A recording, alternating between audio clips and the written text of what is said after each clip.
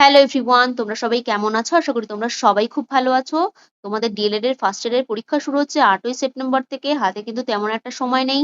সেই জন্য যারা এখনো প্রিপারেশন শুরু করোনি, এখন থেকে প্রিপারেশন শুরু করে দাও। আমি কিন্তু তোমাদের প্রত্যেকটা সাবজেক্টের 7 ও 16 নম্বরের সাজেশন দিয়ে দিয়েছি। যারা এখনো দেখোনি সেগুলো অবশ্যই দেখে নিও। আর 2 নম্বরের শুধুমাত্র ইভিএস আর ইংলিশ বিষয়ে সাজেশন দিয়েছি। 2 নম্বরের আজকে আমি তোমাদের চাইল্ড স্টাডিজ এই বিষয়টির ওপর 2 নম্বরের আমি তোমাদের সাজেশন দেব। তার আগে একটা কথা বলে রাখি, তোমরা অনেকেই আমাকে 7 ও 16 নম্বরের সাজেশনের আনসারের ওপর আমাকে একটা ভিডিও বানাতে বলছো। তাদের উদ্দেশ্যে এই কথাটা বলছি, আমি খুব তাড়াতাড়ি লাস্ট মিনিট সাজেশন নিয়ে আসছি তোমাদের জন্য। খুব তাড়াতাড়ি লাস্ট মিনিট সাজেশন নিয়ে আসছি। তার মধ্যে কিন্তু তোমরা এই 7 ও 16 নম্বরের আনসারগুলো পেয়ে যাবে। আজকে চাইল্ড স্টাডিজ এই বিষয়টির উপর 2 নম্বরের কোনগুলো তোমরা পড়বে সেই গুরুত্বপূর্ণ কয়েকটা কোশ্চেন নিয়ে আলোচনা করা যাক। প্রথম প্রশ্নটা বলছে, শিশুর বিকাশের ক্ষেত্রে সেফালোকডাল এবং প্রক্সিমোডিস্টাল নীতির মূল কার্যগত পার্থক্য কি? উত্তরটা দেখো। বলছে সেফালোকডাল নীতি অনুযায়ী বিকাশ মাথা থেকে শুরু হয়ে পায়ের দিকে লম্বালম্বি অগ্রসর হয়। অন্যদিকে প্রক্সিমোডিস্টাল নীতি অনুযায়ী বিকাশ শরীরের কেন্দ্রস্থল থেকে প্রান্তভাগের দিকে পাশাপাশি ছড়িয়ে পড়ে। তারপরে প্রশ্নটা দেখে নাও।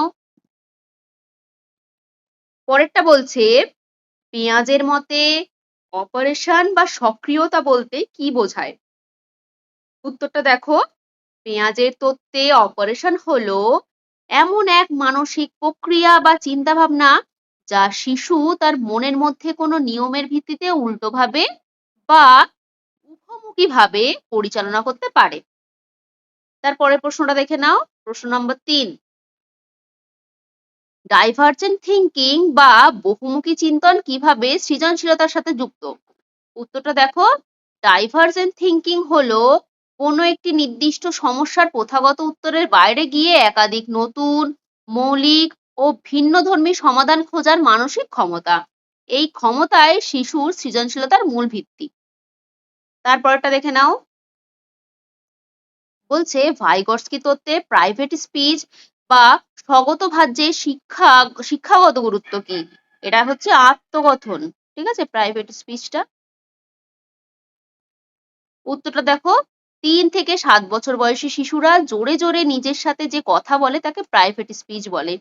এটি শিশুকে তার নিজের আচরণ নিয়ন্ত্রণ করতে এবং কোনো জটিল সমস্যা সমাধানে নিজের চিন্তাকে নির্দেশ দিতে সাহায্য করে। তারপরে প্রশ্নটা দেখে নাও। প্রশ্ন নাম্বার 5, থর্নডাইকের ফল লাভের সূত্রের মূল বক্তব্যটি কি? উত্তরটা দেখো।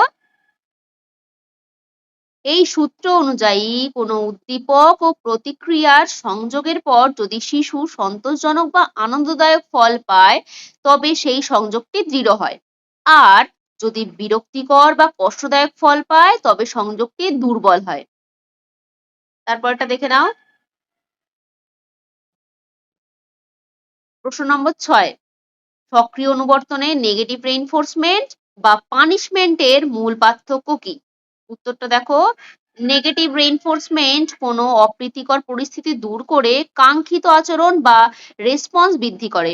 অন্যদিকে পানিশমেন্ট বা শাস্তি কোনো অপ্রীতিকর উদ্দীপক প্রয়োগ করে অবাঞ্ছিত আচরণকে হ্রাস বা বন্ধ করে। তারপরে দেখো প্রশ্ন নম্বর 7। প্রশ্ন নম্বর 7 বলছে ইনক্লুসিভ ক্লাসরুম বা অন্তর্ভুক্তিমূলক শ্রেণীকক্ষের দুটি প্রধান চ্যালেঞ্জ লিখুন। উত্তরটা দেখে নাও। বলছে 1, একই শ্রেণীকক্ষে বিভিন্ন ধরনের বিশেষ চাহিদা সম্পন্ন ও সাধারণ শিশুর প্রয়োজন মেটানোর মতো উপযুক্ত পরিকাঠামো ও শিখন উপকরণের অভাব। এবার 2 এরটা দেখো। 2 কি বলছে? বিপুল সংখ্যক শিক্ষার্থীর জন্য শিক্ষকের বিশেষ প্রশিক্ষণের অভাব। প্রশ্ন নম্বর 8 কি বলছে? প্রশ্ন নম্বর 8 বলছে গার্ডেনারের গার্ডেনারের মতে অন্তর্ব্যক্তিক বুদ্ধি বলতে কি বোঝায়? উত্তরটা দেখো। নিজের ভেতরের আবেগ, ইচ্ছা, ভয়, শক্তি এবং দুর্বলতাগুলোকে গভীরভাবে বুঝতে পারার ক্ষমতাকে অন্তর্ব্যক্তিক বুদ্ধি বলে। এটি ব্যক্তিকে নিজের জীবনকে সঠিকভাবে পরিচালিত করতে সাহায্য করে। তারপরটা দেখো ৯ নম্বর। ৯ নম্বর প্রশ্নটা কি বলছে? বলছে নোয়াম চমস্কির ইউনিভার্সাল গ্রামার বা সার্বজনীন ব্যাকরণের ধারণাটি কি? উত্তরটা দেখো, চমস্কির মতে পৃথিবীর সমগ্র ভাষার ব্যাকরণের অন্তর্নিহিত কিছু সাধারণ নিয়ম মানুষের মস্তিষ্কে জন্মগতভাবেই উপস্থিত থাকে। এই জন্মগত কাঠামোর জন্যই শিশুরা যে কোনো ভাষা দ্রুত আয়ত্ত করতে পারে। তারপরটা দেখো, প্রশ্ন নম্বর 10টা দেখো, বলছে ফ্রয়েডের ব্যক্তিত্ব গঠনে রিয়েলিটি প্রিন্সিপাল বা বাস্তব নীতি কিভাবে কাজ করে? উত্তরটা দেখো, অহং বা ইগো এই নীতি দ্বারা পরিচালিত হয়। এটি ঈদের এটি ঈদের তাৎক্ষণিক ও অবাস্তব আনন্দ পাওয়ার চাহিদাকে সাময়িকভাবে স্থগিত রাখে, যতক্ষণ না বাস্তব সমাজে তা পূরণের কোনো নিরাপদ ও সঠিক সুযোগ পাওয়া যাচ্ছে। প্রশ্ন নম্বর 11টা দেখে নাও, বলছে কোহলবার্গের নৈতিক বিকাশের পোস্ট কনভেনশনাল বা উত্তর প্রথাগত পর্যায়ের মূল বৈশিষ্ট্য কি? উত্তরটা দেখো, এই পর্যায়ে ব্যক্তির নৈতিকতা সমাজ বা পরিবারের নিয়মের উপর নির্ভর করে না। ব্যক্তি নিজের বিবেক, যুক্তি এবং সার্বজনীন মানবাধিকারের উপর ভিত্তি করে কোনো কাজে সঠিক বা ভুল বিচার করে। প্রশ্ন নম্বর 12 দেখো, 12 বলছে শিশুর সঞ্চালনমূলক বিকাশে ফাইন মোটর স্কিল বা সূক্ষ্ম চালনামূলক দক্ষতা দুটি উদাহরণ দিন। উত্তর দেখে নাও। প্রথম উদাহরণটা হচ্ছে পেন্সিল বা তুলি ধরে নিখুঁতভাবে ছবি আঁকা বা লেখা। আর 2 নম্বরটা দেখো, 2 নম্বর উদাহরণ বলছে জামার বোতাম লাগানো বা জুতোর ফিতে বাঁধা। 13 নম্বর প্রশ্ন হচ্ছে শিখন অক্ষমতার ক্ষেত্রে ডিসগ্রাফিয়া এর দুটি স্পষ্ট লক্ষণ কি? উত্তরটা দেখো, লেখার সময় শব্দ বা অক্ষরের মধ্যে অস্বাভাবিক ও অসমান ফাঁক। 2 নম্বর লক্ষণ কি? পেন্সিল শক্ত করে ধরার কারণে হাত অবশ হওয়া এবং লাইনের সোজা ভাব বজায় রাখতে না পারা। প্রশ্ন নম্বর 14 হচ্ছে ব্রনফেন ব্রেনারের পরিবেশগত তথ্য মেসোসিস্টেম বলতে কি বোঝায়? উত্তরটা দেখে নাও। উত্তরটা বলছে শিশুর জীবন বিকাশের সাথে সরাসরি যুক্ত বিভিন্ন মাইক্রোসিস্টেমের মধ্যে যে পারস্পরিক সম্পর্ক তৈরি হয় তাকে মেসোসিস্টেম বলে। যেমন শিশুর পরিবারের সাথে তার বিদ্যালয়ের শিক্ষকের সম্পর্ক। তারপরে প্রশ্নটা দেখো, প্রশ্ন নম্বর 15। 15 নম্বর প্রশ্ন বলছে শিশুর ভাষার বিকাশে মরফিম বা রূপমূলের ভূমিকা কি? উত্তরটা দেখে নাও। মরফিম হলো ভাষার ক্ষুদ্রতম অর্থপূর্ণ একক। এটি শব্দের মূল অংশ যেমন বই বা প্রত্যয় হতে পারে, যা বাক্যের অর্থ গঠনে সরাসরি সাহায্য করে। তারপরটা দেখো, বলছে